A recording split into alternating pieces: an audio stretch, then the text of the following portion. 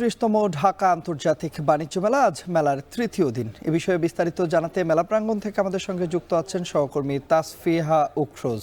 বিস্তারিত জানবো তার কাছ থেকে। উখরোজ, জানাবেন যে সন্ধ্যার পর মেলায় দর্শনার্থীদের ভিড় দিনের তুলনায় কিছুটা বেড়েছে কিনা এবং বেচা বিক্রি কেমন চলছে?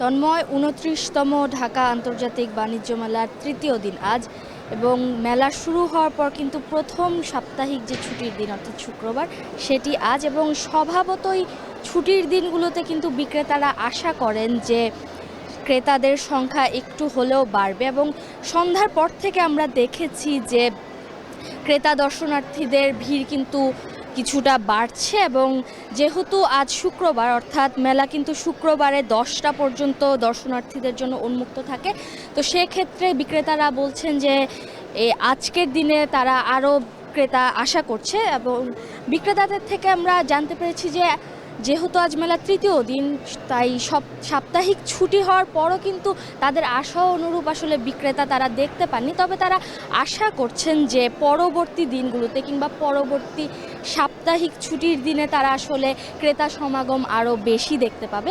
এছাড়া আমরা ক্রেতাদের সাথে কথা বলেছি, ক্রেতারা বেশ উচ্ছ্বসিত এই মেলার আয়োজন নিয়ে, মেলায় যে বিভিন্ন রকম ছাড় দেওয়া হচ্ছে সেসব নিয়ে।